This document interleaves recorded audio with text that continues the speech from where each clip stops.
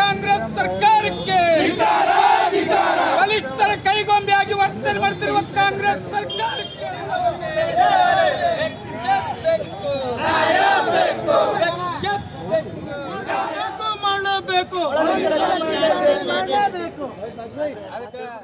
ಜಿಲ್ಲಾ ಮಾದಿಗರ ಒಕ್ಕೂಟದ ಸಂಘಟನೆ ವತಿಯಿಂದ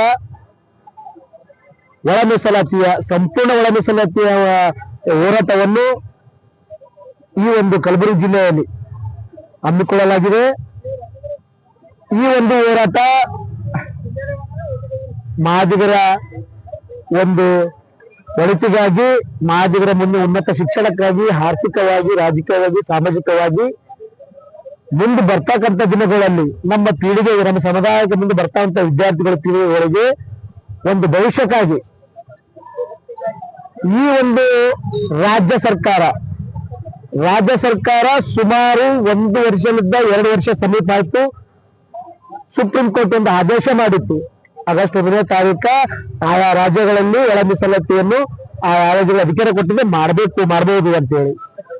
ಆದರೆ ರಾಜ್ಯ ಸರ್ಕಾರ, ಸಿದ್ದರಾಮಯ್ಯ ಸರ್ಕಾರ 1.5 ವರ್ಷ 2 ವರ್ಷ ಸಮೀಪ ಆದ್ರೂ ಆ ಒಂದು ಒಳ ಮೀಸಲಾತಿಯ ಕೂಗನ್ನು ಕೇಳಲಾರದೆ ನಮ್ಮ ಸಮಾಜವನ್ನು ಬಹಳ ಒಂದು ವಿಕೃತವಾಗಿ ನೋಡ್ಕೊಂಡು ಬಂದಿರ್ತಕ್ಕಂಥ, ಅದು ಲಾಸ್ಟ್ ಒಂದು ಸಮಯದಲ್ಲಿ ಒಂದು ಇಡೀ ರಾಜ್ಯಾದ್ಯಂತ ಒಂದು ದೊಡ್ಡ ಪ್ರಮಾಣದ ಹೋರಾಟವನ್ನು ಮಾಡಿದಾಗ ಇಡೀ ವಿಧಾನಸೌಧಕ್ಕೆ ಮುತ್ತಿ ಹಾಕುವ ಸಮಯದಲ್ಲಿ ಹಿಂಗಾದ್ರೂ ನಡೆಯೋದಿಲ್ಲ, ಮಾಡ್ಬೇಕು, ನಮ್ ಬುಡಕ್ಕೆ ಬರ್ತದೆ ಅಂತ ತಿಳ್ಕೊಂಡು ಒಂದು ಒಳ ಮೀಸಲಾತಿಯನ್ನು ಜಾರಿಗೆ ಜಾರಿಗೆ ಮಾಡಿದ ನಂತರ ಇನ್ನು ಕೆಲವೇ ಒಂದು ದಿನಗಳಲ್ಲಿ, ಕೆಲವು ದಿವಸಗಳಲ್ಲಿ ಮಾಡಿದ ನಂತರ ಪೋಸ್ಟ್ಗಳು ಕರೀತಾರೆ.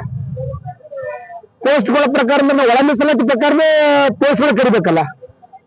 ಆ ರೋಸ್ಟ್ರಿ ಪ್ರಕಾರ, ಹೊಸ ರೋಸ್ಟ್ರಿ ಪ್ರಕಾರ, ಒಳ ಮೀಸಲಾತಿ ಪ್ರಕಾರ ರೋಸ್ಟ್ರಿ ಕರೆದರೆ ನಮ್ಮ ಸಮಾಜದ ಸೋದರ ತಿಳ್ಕೊಂಡು ಇವತ್ತು ನಮ್ಮ ಮಾದಿರಿರ್ಬೋದು, ಎಲ್ಲರಿರ್ಬೋದು, ಸಮರು, ಇಲ್ಲೆಲ್ಲ ಜಗಳ ಅಂದ್ರೆ ನಮ್ಮ ಸೋದರಿಗೆ ಜಗಳ ಹಚ್ಚುವಂತ ಕೆಲಸ ಯಾರು ಮಾಡ್ತಾ ಇದಾರೆ ಅಂದ್ರೆ ಅದು ಸಿದ್ದರಾಮಯ್ಯ.